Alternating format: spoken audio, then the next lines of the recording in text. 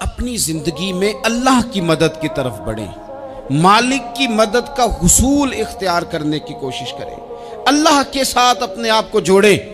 اگر اللہ کی مدد نصیب ہو، یہ جو ہم جتنا ڈرتے رہتے ہیں، سہمے رہتے ہیں، پریشان رہتے ہیں کوئی کیا کر دے گا، ہمارے ہاں نا ہر شعبے میں معاذ اللہ ایک مافیا ہے، الا ماشاء اللہ۔ وہ مافیا کہتا ہے میرے ساتھ ملو گے تو میں چلنے دوں گا، ورنہ میں نہیں چلنے دوں گا، مارکیٹ میں آ ہی نہیں سکتا فلانا بندہ، کیونکہ یہاں ہمارا قبضہ ہے۔ اور میرے بھائی پھر بہت سارے لوگ جن کی نیتیں اور ارادے بڑے اچھے ہوتے ہیں شروع میں، وہ بھی اس مافیا کا شکار ہو جاتے ہیں اور ان کے رنگ میں رنگ جاتے ہیں۔ یاد رکھنا، کسی شخص کی بلیک میلنگ کا کبھی شکار نہ ہونا، کبھی کسی کی میٹھی اور مسجع مکفہ باتوں کا شکار نہ ہونا۔ کوئی کیا کر سکتا ہے اگر اللہ مددگار ہو تو؟ جس کو رب کریم اٹھانا چاہے اسے کوئی گرا سکتا ہے؟ ہم یہ ڈرے ڈرے سہمے پریشان فیصلہ کرنے کی طاقت نہیں، مجھے چلنا چاہیے کہ نہیں، اٹھنا چاہیے کہ نہیں، کرنا چاہیے، اٹھ باندھ کمر کیوں ڈرتا ہے؟ پھر دیکھ خدا کیا کرتا ہے۔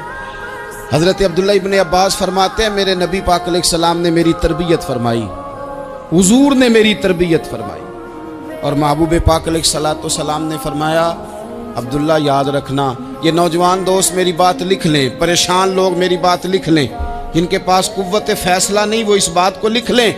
حضرت عبداللہ ابن عباس فرماتے ہیں میرے نبی پاک علیہ السلام نے مجھ سے فرمایا تھا عبداللہ سن، اگر ساری دنیا مل کے تیرا کوئی نفع کرنا چاہے کر نہیں سکتی جب تک میرے رب کی رضا نہ ہو، اور فرمایا ساری دنیا مل کے تیرا کچھ بگاڑنا چاہے تو عبداللہ بگاڑ نہیں سکتی جب تک رب کریم کی حکمت کا تقاضا نہ ہو۔ لوگوں سے ڈرنا، لوگوں کی طرف دیکھنا، ماحول دیکھ کے اپنے راہ کا تعین کرنا، ہر بندے کے خیالات کے مطابق ڈھلنے کی کوشش کرنا، فلانا نہ ناراض ہو جائے، فلانا نہ ناراض ہو جائے، وہ جس نے ہونا ہو جائے، بس رب رسول ناراض نہ ہو۔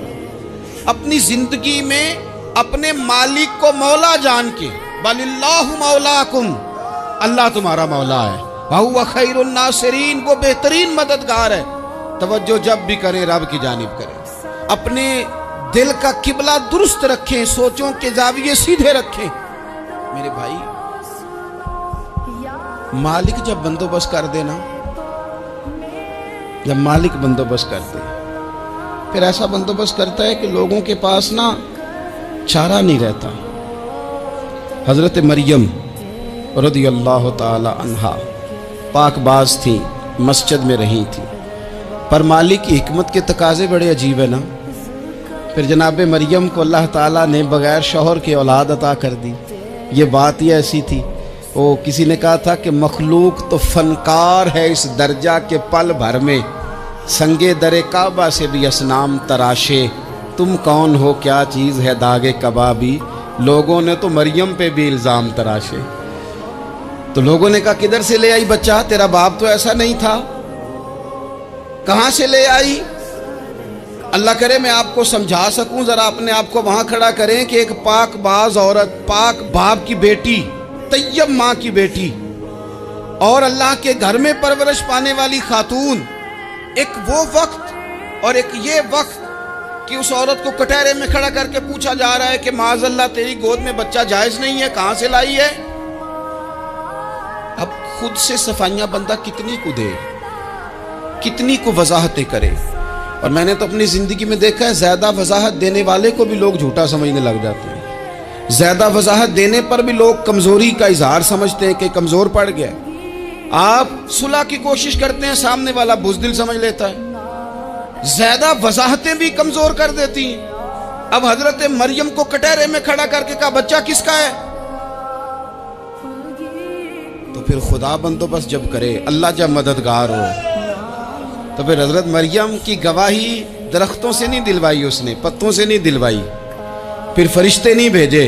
حضرت مریم کہنے لگی مجھ سے نہ پوچھو، وہ جو پنگوڑے میں ہے اسی سے پوچھ لو، ان سے پوچھو نا، وہ کون ہے پوچھ لو، ان سے کر لو سوال۔ انہوں نے کہا پنگوڑے میں چند دنوں کا بچہ یہ جواب دے گا؟ مددگار تھا رب، ان کی برات کا اعلان کرنا تھا مالک نے، اور جب مالک اعلان کر دے، جب مالک تیری صفائی دینا چاہے، جب مالک تجھے دنیا کے سامنے نکھارنا چاہے، تو پنگوڑے میں لیٹے حضرت عیسیٰ بول کے کہنے لگے انی عبداللہ آتانی الکتاب، فرمایا میں اللہ کا بندہ ہوں، رب نے مجھے کتاب عطا کر کے نبی بنا کے دنیا میں بھیجا ہے، میں اللہ کا بندہ ہوں، کتاب لے کے آیا ہوں، نبی بن کے آیا۔ پھر پنگوڑے سے اعلان ہو گیا، پھر بچہ بول پڑا۔ اور یہ ایک دفعہ نہیں بات ہوئی، یہ بنی اسرائیل میں ایک جریج نام کے شخص بھی تھے جو نماز پڑھ رہے تھے، بعض نے لکھا ہے نفل نماز تھی، اماں نے پکارا تو آئے نہیں، تو ماں کے منہ سے نکل گیا تو اتنی دیر تک مرے گا نہیں جب تک کسی بے حیا عورت کا منہ نہ دیکھ لے۔ تو وہ عبادت گزار تھے، لیکن لوگوں نے ان کی عبادت، ریاضت، پرہیزگاری کو نہیں دیکھا، بس ایک عورت کو بھیج کے الزام لگوا دیا۔ وہ عورت آیا جایا کرتی تھی، اب آ جاتی ہیں عورتیں، مسئلہ پوچھنے کی نیت سے بھی آ جاتی ہیں۔ ماحول میں کچھ جگہ ایسی بھی ہیں جہاں عورتیں دم کرانے کے بہانے آ جاتی ہیں۔ وہ خاتون آتی جاتی تھی، اس خانقاہ پہ، آستانے پہ، یہ بخاری میں موجود ہے، پھر اس نے کہا میری گود میں جو بچہ ہے یہ انہی کا ہے۔ مجھے بتائیں کیسے بندہ وضاحت دے؟ حالات خراب ہو گئے، لوگ کٹیا جلانے لگے، ماحول اور طرح کا بن گیا۔ میرے نبی پاک علیہ الصلوۃ والسلام فرماتے ہیں پھر اس رب کے بندے نے کہا مالک تو کریم ہے، تیری مشیت کا تقاضا آیا جو میری ماں نے جملے بولے تھے، پر اب میں وضاحت دینے کے قابل نہیں رہا، اب تو ہی کرم کرے گا تو دروازہ کھلے گا۔ تو وہ چند دنوں کا بچہ پنگوڑے میں بول کے کہنے لگا میں اس درویش کا نہیں، میں تو فلانے چرواہے کا بچہ ہوں، وہ جو بکریاں چراتا ہے۔ رب کی مدد کو پکاریں، اپنے ساتھ اپنے مالک کی مدد کو شامل کریں، تھوڑے رزق پر بھی گزارا اچھا ہونے لگ جائے گا۔ سارے لوگ آپ کو گرانے کی تدبیریں کر رہے ہوں گے اور مالک آپ کو عزتیں عطا فرما دے گا، اس کی بارگاہ سے حکمت کا تقاضا اور ہو جائے گا۔ ہم نے ساری زندگی لوگوں کو راضی کرنے میں گزار دی، ساری زندگی بڑھاپا آ گیا بچوں کو پالتے، اور بچوں نے آخری عمر میں کہہ دیا ابا اگر کوئی ڈھب کا کام کر لیتے تو آج ہمارے دن بھی پھر نہ جاتے۔ ساری زندگی گزار دی بہن بھائیوں کو راضی کرنے میں، ساری زندگی گزار دی ذمہ داریاں اٹھانے میں، ان کو 99 دفعہ دیا، ایک دفعہ نہیں دیا تو انہوں نے کہہ دیا تو نے تو کبھی دیا ہی نہیں، تو تھا ہی نہیں۔ ساری زندگی محلے داروں، علاقے والوں کو راضی کرنے میں گزار دی۔ اور میں نے ایسے لوگ بھی دیکھے دین کے لیے وقت گزارا، لیکن جب بڑھاپے میں دانت کام نہ کرتے تھے تو وقت کے مفتیوں کو بھی مسجدوں کی کمیٹیوں نے کہہ دیا اب آپ کی سمجھ نہیں آتی، ہم نے خطیب کو یور رکھنا ہے، نہ دیکھو دنیا کی طرف، دنیا رلا دیتی ہے، نہ راضی کرو بندوں کو، بندے تھکا دیتے ہیں، نہ پیچھے بھاگو ہر وقت دنیا داروں کے، یہ انسان کو کمزور کر دیتے ہیں، وہ تو کریم ہی بڑا ہے، 2 آنسو زمین پر بعد میں گرتے ہیں، بندے کے گناہ سارے پہلے معاف فرما دیتا ہے۔ اللہ کی مدد کا حصول، اپنے مالک کی مدد کی طرف بڑھنا، آپ کو بدر کی جنگ بھی یہی درس دے گی، آپ کو احد کا میدان بھی یہی سبق دے گا، فتح مکہ بھی یہی سبق دے گا۔ میرے دوستو جب رب مدد فرمائے، جب اللہ مددگار بنے، دوستوں سے ایک بات اکثر کرتا ہوں، میں کہتا ہوں کہ جتنے درد سے آپ امیر کو اپنی کہانی سناتے ہیں نا، اور جس طرح آپ کے آنسو بات کرنے سے پہلے گر جاتے ہیں کہ غریب ہیں، بچیاں ہیں، کاروبار نہیں، او میرے سنگیو، اس سے آدھے آنسو اپنے رب کی بارگاہ میں بکھیرو، اس کے حضور عرض گزار ہو جاؤ، اس سے طلب کرو۔ ایک وقت انسان پر زندگی میں ایسا آتا ہے کہ اسے یوں محسوس ہوتا ہے کہ میرا سایہ بھی ذرا سا پیچھے ہٹ گیا ہے، اسے یوں لگتا ہے کہ میں کسی سہارے پہ ہاتھ ڈالتا ہوں تو وہ بھاگ جاتا ہے مجھ سے، لیکن مالک کی بارگاہ ایسی عظیم بارگاہ ہے، رب رسول کے آستانے اتنے بڑے ہیں کہ آپ جب وہاں کشکول طلب دراز کرتے ہیں تو جھولی پھیلانے میں دیر لگتی ہے، ان کو بھرنے میں تو کوئی دیر نہیں لگتی۔ ہم نے اپنا سوچ کا قبلہ ہی دنیا کو بنا لیا۔ یہ جو اللہ والوں کی مدد ہے یہ تو یعنی اللہ ہی کی مدد ہے، لیکن یہ جو سیٹھوں کی طرف توجہ کرنا، نوابوں کی طرف توجہ کرنا، دنیا داروں کی طرف توجہ کرنا اور اپنا مزاج اس طرح کا بنا لینا، یارو गर्दन को झुका देता है खैरात का पत्थर, जहां में मांगने वालों के सर कभी ऊंचे नहीं होते। और इकबाल कहते हैं गैरत है बड़ी चीज़ जहां ने तगो दो में, पहनाती है ये फ़क्र को ताजे सरदारा।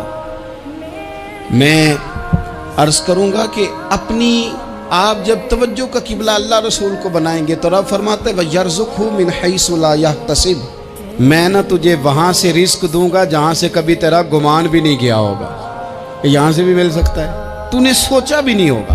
बुखारी शरीफ में हदीस है, हज़रत जाबिर इब्न अब्दुल्लाह फरमाते हैं नबी पाक सल्लल्लाहु अलैहि वसल्लम ने ना 300 लोगों का एक लश्कर रवाना किया किसी मुहिम के लिए, किसी जिहाद के लिए। हज़रत अबू उबैदा बिन जर्राह रदी अल्लाह ताला अन्हु अमीर लश्कर थे। फरमाते गुर्बत इतनी ज़्यादा थी, भूख इतनी ज़्यादा थी कि एक एक खजूर दिन में एक वक्त खाने को मिलती थी, और कुछ दिन ऐसे आए कि अब खजूर भी नहीं मिल रही। फरमाते इतनी ज़्यादा भूख लगी मुजाहिदीन को 300 बंदा पत्ते खा के गुजारा होने लगे। ये बुखारी में मौजूद है। आप फरमाते हैं कि दरिया के किनारे हमारा पड़ाव था, ठहराव था। जब भूख से निढाल हो गए ना, वयर्ज़ुक़हु मिन हैसु ला यहतसिब, अल्लाह वहाँ से रोज़ी देता है, गुमान भी नहीं होता। फरमाते हैं एक मछली अल्लाह ताला ने दरिया के किनारे भेजी। फरमाते हैं वो थी तो मछली पर पहाड़ जितनी थी। बुखारी में लफ्ज़ हैं, हज़रत जाबिर इब्न अब्दुल्लाह रदी अल्लाह ताला अन्हु फरमाते हैं 300 आदमी 18 दिन तक उस मछली को खाते रहे, मछली ख़त्म ही नहीं हुई। मछलियाँ नहीं, मछली। कहते हैं 18 दिन 300 बंदा खाता रहा, मछली ख़त्म ही नहीं हुई। और फरमाते हैं कि उसकी हड्डी निकाल के, कांटा कहेंगे आप अपनी जुबान में, कहते हैं वो निकाल के ना तो उसको खड़ा किया ना जब, तो ऊंट कजावे समेत उसके बीच से गुजर जाता था। 2 उसके कांटे जोड़े। फरमाते हैं वो उसका गोश्त हम खाते थे और उसकी चर्बी बतौर तेल के हम जिस्मों पे मलते थे, बीमारों को उससे सुकून आता था, तंदुरुस्ती शिफा होती थी। फरमाते हैं हम खाया भी हमने और कुछ लेके हम मदीने भी गए, और कुर्बान जाएं नबी पाक ने भी उसमें से खाया। हमने अर्ज़ की हुजूर ये मुअम्मा क्या है, ये माजरा क्या है? तो महबूब ने फरमाया तुम्हारे पास ग़िज़ा नहीं थी, रब ने तुम्हारे लिए बंदोबस्त किया है, अल्लाह ने तुम्हें दिया है। मकान शुरू कर लिया, एक साहब ने वो मकान बनाने लगे, आप वो हिसाब लगा रहे हैं। कहते हैं मेरे पास इतने पैसे हैं, इतने मैंने फ़लाने दोस्त से कहना है उसने दे देने, इतने फ़लाने रिश्तेदार से कहना है उसने दे देने, इतने फ़लाने से कहना है उसने दे देने। ये सारी कापी बना के मकान शुरू कर लिया। जो रोज़ कहता था ना कोई हुक्म हो जाते दसी, सबसे पहले उसको कहा मियाँ पैसे चाहिए। वो कहता हो कल ही मुंडा टोरिया है, कहते तू परसों 10 दाते लब जाने सन। मैं आपको अपने तजर्बे की बात बता रहा हूँ। जिन लोगों का ख्याल होता है ना कि आप स्टार्ट करें फलाना काम, हम आपके साथ हैं, अल्लाह का ही कोई निज़ाम है, वो बिल्कुल भी नहीं साथ होते। लेकिन ऐसा नहीं है कि कोई साथ नहीं होता, अल्लाह ताला बड़े असबाब पैदा करता है, वहाँ से देता है जहाँ से गुमान भी। हमारा ये ज़हन बन जाता है, हम सारी अपने हिसाब से चलते, इतने रिश्तेदारों से, इतने कौन आपके साथ चलेगा, सवाल ही नहीं पैदा होता। ये सारे काम छोड़ के सबसे पहले 2 रखने पड़ो, अपने रब की बारगाह में, रसूल कायनात की बारगाह में गुजारिशात और इस्तिगासे पेश करो, वहाँ से खैर तलब करो। दुनियादार क्या देंगे, क्या दे सकते हैं, क्या हैसियत होती है किसी। अल्लाह कहता है वहाँ से दूंगा। तो जो अल्लाह माल दे वो लेना चाहिए कि रिश्तेदारों का माल देखना चाहिए? जो अल्लाह दे वो लेना चाहिए कि सेठों नवाबों की जेबें देखनी चाहिए? जो अल्लाह दे वो कबूल करना चाहिए या देखना चाहिए कौन सा आदमी कहाँ पहुँच गया? छोड़ो, अपनी मट्टी पे चलने का सलीका सीखो। किसी के संग मरमर पे चलोगे तो फिसल जाओगे, फिसल जा। इस पर एक और बात अर्ज कर दूं, सही बुखारी से, मुस्लिम से एक और बात। कुछ चीज़ें ऐसी हैं जिनसे अल्लाह की मदद आती है, मदद मिलती है।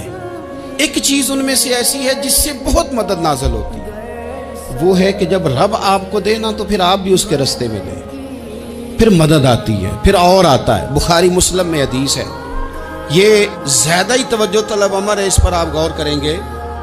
हज़रत अबू हुरैरा फरमाते हैं कि नबी पाक अलैहिस्सलाम ने फरमाया, एक शख्स ने बादलों के अंदर से आवाज़ सुनी कि फ़लाँ आदमी का खेत और बाग खुश्क हो गया है, वहाँ बरसो और उसके खेत को सैराब करो। وہ بڑا حیران ہوا کہ بادل سے آواز آ رہی ہے۔ پھر اس نے دیکھا کہ ایک پہاڑی پر بارش ہوئی، وہ بادل وہاں برسا، پھر نالیوں سے ہوتا ہوا پانی ایک طرف چلا، تو جس نے آواز سنی تھی حضور بیان کر رہے ہیں، وہ بھی پیچھے پیچھے چلا کہ پانی کدھر جا رہا ہے۔ اس نے جا کے دیکھا کہ ایک مقام پہ ایک باغ کو وہ پانی لگ رہا ہے اور ایک آدمی وہ پانی لگا رہا ہے۔ اس نے اس سے پوچھا تیرا نام کیا ہے؟ اس نے کہا کیوں؟ کہنے لگا بتا نا۔ اس نے نام بتایا تو کہنے لگا یہی تو وہ نام ہے جو میں نے بادلوں کے اندر سے سنا ہے کہ فلاں کے کھیت کو پانی دے دو۔ اس نے کہا یار تو کیا عمل کرتا ہے کہ اسپیشل تیرے لیے بارش برسے؟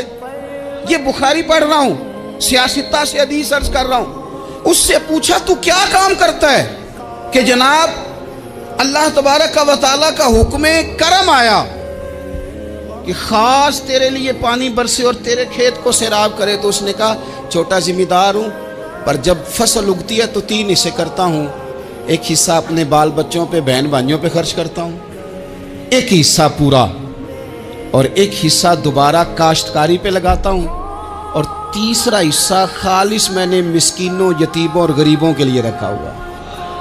وہ جو تیسرا حصہ اللہ کرے آپ سمجھیں، وہ رب کے بندوں پہ تیسرا حصہ خرچ کرتا ہے نا، تو کریم مالک نے فرمایا جہاں سے غریب کا حصہ جاتا ہے وہ کھیت خشک نہیں رہنا چاہیے، وہ جہاں سے مسکین روٹی کھاتے ہیں وہ خشک نہ رہے، جہاں سے یتیموں کو کچھ آتا ہے کہیں اس کی فصل رہ نہ جائے۔ میں اور آپ بھی اگر اپنے مال میں مسکینوں، یتیموں، غریبوں کے حصے رکھ لیں گے تو فصلیں خشک نہیں رہیں گی، ان کے اندر تازگی آئے گی، نور آئے گا، کرم آئے گا، خاص کر خدا کی رحمت برسے گی۔ مدد اللہ سے چاہیں، اپنی توجہات کا مرکز رب رسول کی ذات کو بنائیں، پھر آپ محسوس کریں گے کہ بڑی جلدی اللہ تعالیٰ کی مدد آنے لگی ہے۔ کبھی آپ صرف کہہ دیں نا میرا رب میرے ساتھ ہے، اس لفظ میں اتنی طاقت ہے کہ دشمن ویسے زہر ہو جاتا ہے۔ زندگی میں کسی سے بھی لڑائی ہو اچھی طرح سوچ لیں کہ اللہ اس طرف ہے یا اس طرف ہے۔ اگر آپ زیادتی پہ ہیں تو پھر رب مظلوم کی جانب ہے۔ اگر اللہ کی مدد آپ کے ساتھ ہے تو دنیا کی کوئی طاقت آپ کو گرا نہیں سکتی، اور اگر آپ مظلوم کے مقابلے میں ظالم بن کے آپ کھڑے ہو گئے ہیں اور آپ نے رویہ وہ اختیار کیا ہے کہ جس میں مدد نہیں آئے گی، تو پھر یاد رکھ لیں کہ آپ کوئی بھی ہیں، کہاں بھی ہیں، آپ کمزور ہیں۔